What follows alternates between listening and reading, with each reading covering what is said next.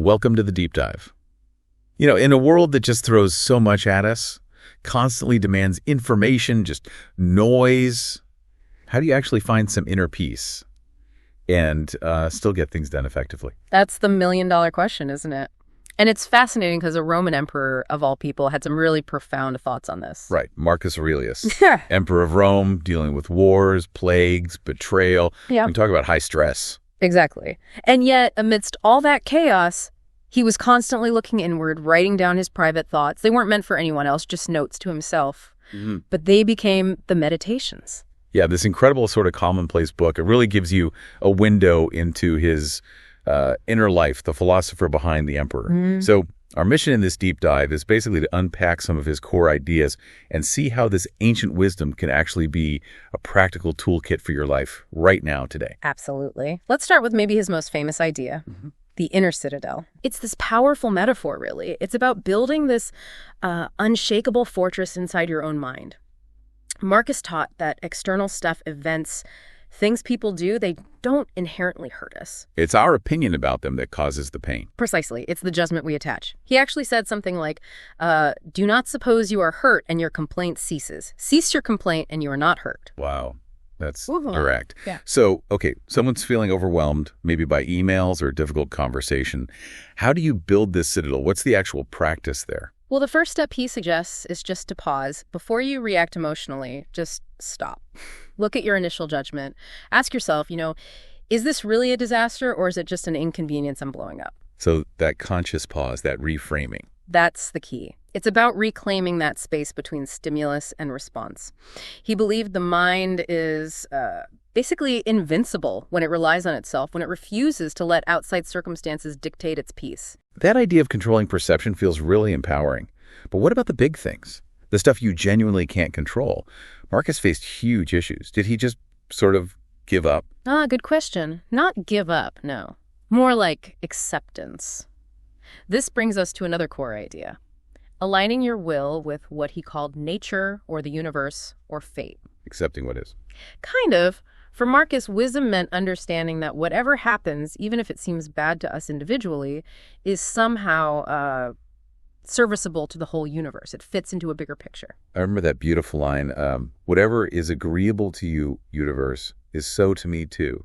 Nothing is early or late for me that is seasonable for you. Exactly. It's a mindset that builds resilience. Instead of fighting against reality, against things you can't change, like, say, traffic jams or maybe bigger life events, you accept them. Doesn't mean you like them, but you stop wasting energy resisting what is. That alone could probably reduce a lot of daily frustration. Definitely. And it wasn't just about inner peace for yourself. He really stressed our connection to others. Social duty, kindness. Right, that we're inherently social creatures. Yeah. Made for each other. Yes.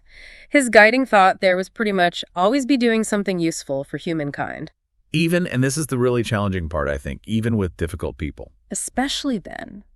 He had this radical idea. It is the privilege of human nature to love those that disoblige us. His reasoning was that often when people act badly, it's out of ignorance, not pure malice. They don't understand what's truly good.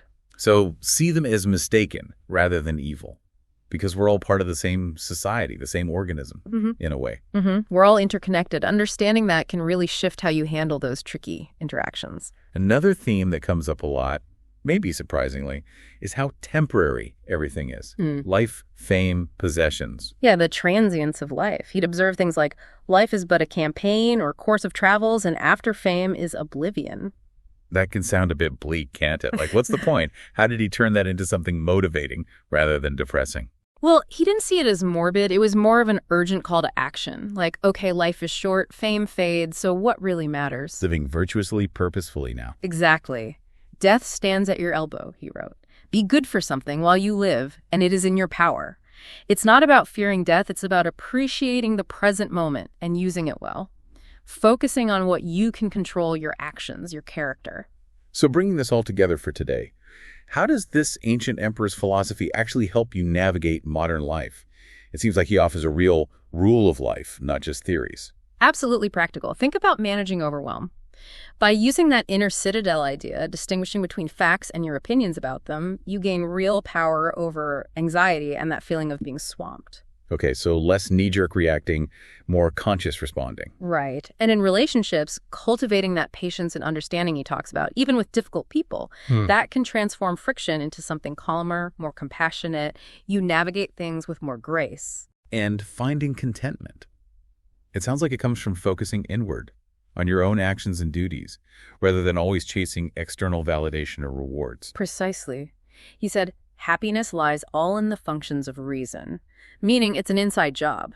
If you focus on living virtuously according to your nature, you can find satisfaction regardless of your external circumstances. It really does feel like, as someone described it, an absolute religion, not in a dogmatic sense, but a complete guide to living a moral, rational life. Yeah, self-sufficient framework. It empowers you to cultivate that inward quiet, find that lasting fountain of happiness at home, inside yourself. So as we wrap up this deep dive, maybe the question for you, the listener, is, what's one small thing you could do today, right now, to start embracing your own inner citadel, to live just a little more in harmony with your true nature, as Marcus might say? A great question to ponder, just one small step.